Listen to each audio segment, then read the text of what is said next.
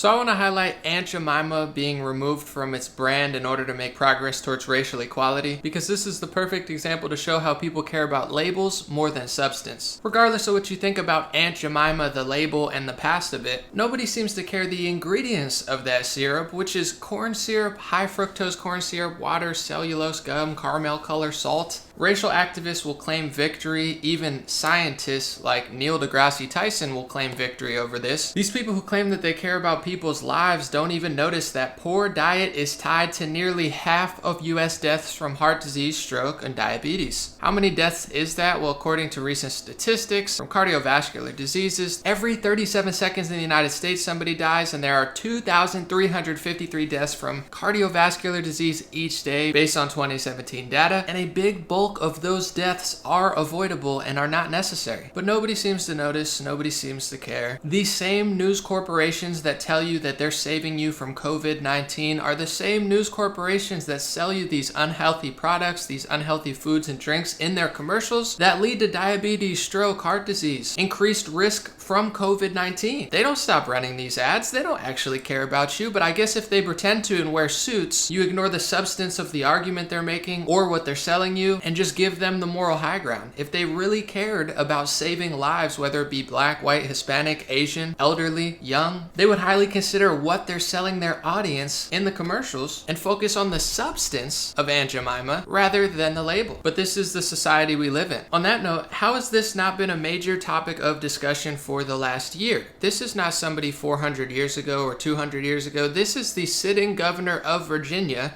Ralph Northam's yearbook picture. If this was Trump or a Republican or pretty much anybody in this country, they would have been fired or resigned or been a topic of discussion as they're tearing down statues, but he's a Democrat and most of the media is controlled, operated, and massively biased in favor of Democrats, so nobody seems to care about that. You think I'm kidding? A picture has been surfacing with Robert Byrd, lifelong Democrat and ex-KKK member, and instead of putting this all over the place or these Black Lives Matter organizations talking about it, what the mainstream media is doing is actually covering for Joe Biden and Robert Byrd because they're Democrats. They're actually fact-checking people who are talking about it. USA Today says, fact check, photo does show Biden with Byrd, who once had ties to the KKK, but he wasn't a Grand Wizard. Clearing that up for you. Byrd was not a KKK Grand Wizard, but he did once lead a chapter. And then the rest of this article and his Wikipedia page, it's basically a PR team for Byrd and anybody who talks to him just being like, no, he's a really, really great guy. You know, that was just his past. And the point I'm trying to get to is they only do this for certain types of people. They only do this for one side of the political spectrum, and the other side they'll lie about, smear, make up stuff that isn't even true. When it comes to the Ku Klux Klan, the reason that Robert Byrd probably was involved at a young age was because the Ku Klux Klan was not a Republican Party operation, it was a Democratic Party operation, and it was created to pressure the Republican Party. Why was it pressuring the Republican Party? Because they've been working with black people since the 1800s, and the Democrats didn't hire a black senator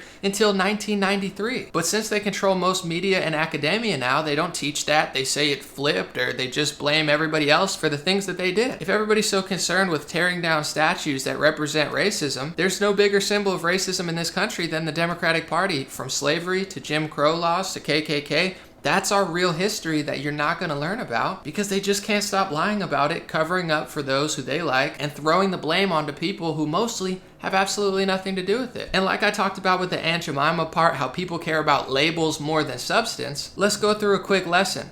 The product Apple doesn't sell apples, has nothing to do with real apples. They just branded the word Apple, and now they sell computers that have nothing to do with the food or the fruit. Grape soda most likely does not have any real grapes in it, and if you drink it, it doesn't even really taste like an actual grape. So on that same note, you have to understand, obviously I think Black Lives Matter, but Black Lives Matter is not, in my opinion, a group that represents that. But it is the perfect brand name to stop resistance, saying, oh, you don't care about all black people? It's like, well, no, I just don't agree with your organization per se, but you know, God bless you, best of luck to you. But what a genius marketing name to stop all dissent. One of the founders of BLM, Patrisse Cullors, allegedly admit that her and the other founder are trained Marxists. If you don't know Marxism, it's roughly based off Karl Marx, who wrote the Communist Manifesto. So like I've been saying for months, and many people have been saying for months, Black Lives Matter is essentially a communist-minded organization with communist-type goals. I also think that it might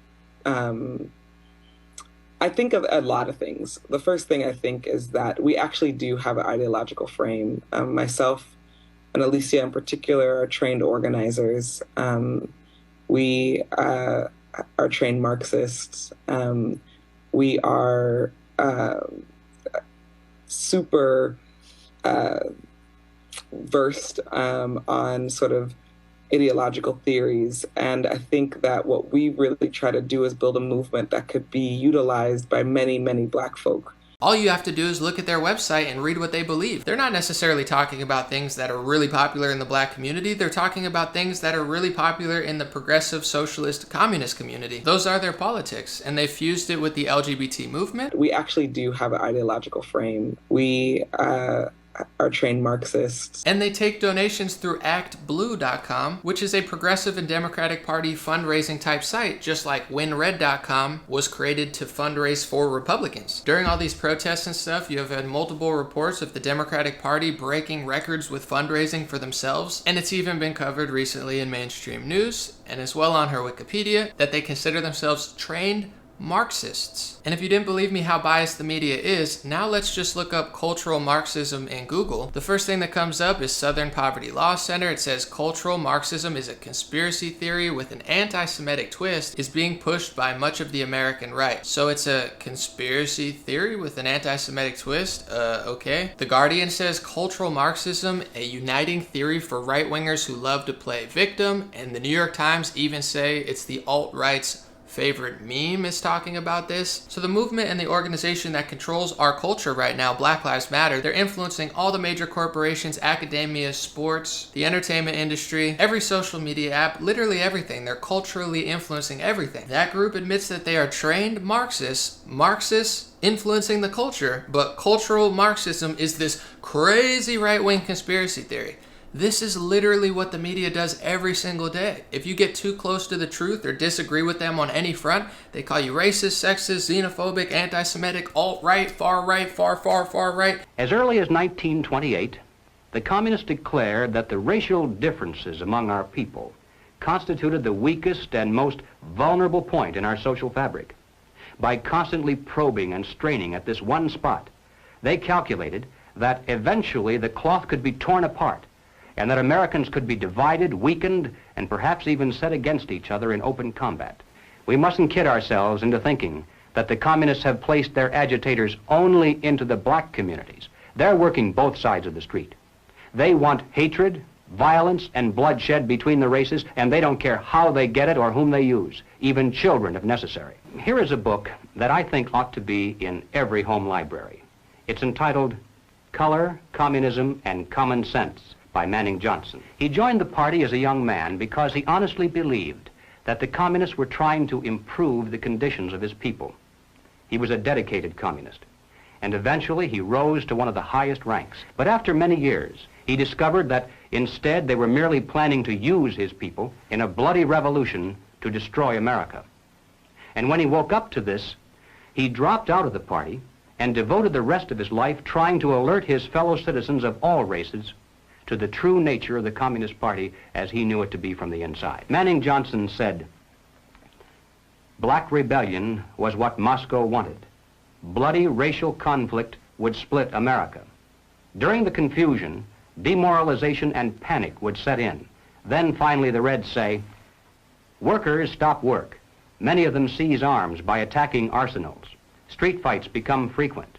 Under the leadership of the Communist Party, the workers organize revolutionary committees to be in command of the uprising. Armed workers seize the principal government offices, invade the residences of the president and his cabinet members, arrest them, declare the old regime abolished, establish their own power." Now, here is a piece of vicious communist propaganda that perhaps some of you have seen. It's called The Crusader.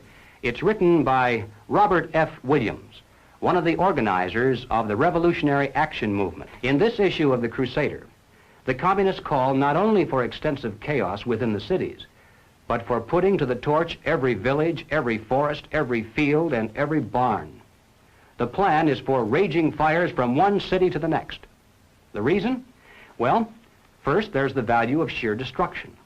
Secondly, it would force us to deploy our defenses and rescue units over the widest possible area. The communists point out that as long as our police and National Guard remain concentrated, they're invincible. But if they can be forced to spread out over the entire city and into the countryside as well, then they can be picked off from ambush one by one. And the third value of massive fire to the communists is psychological.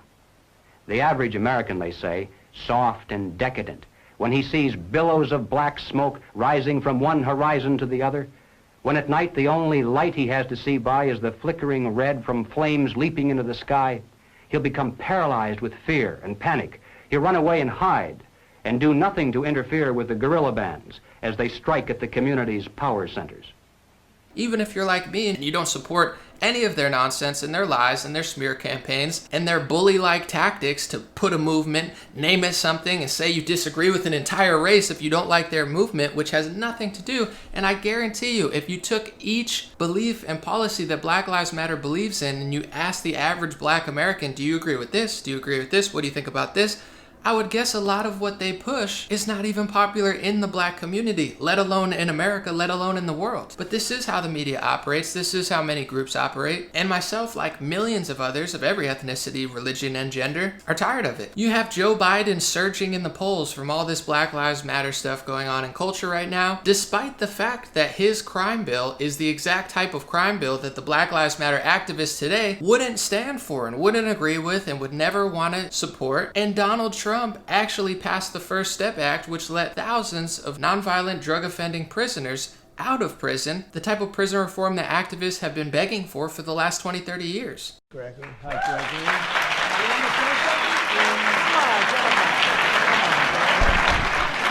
Gregory. Mine is real short. 2 months ago, I was in a prison cell, and I'm in the White House. Let's continue to make America great again.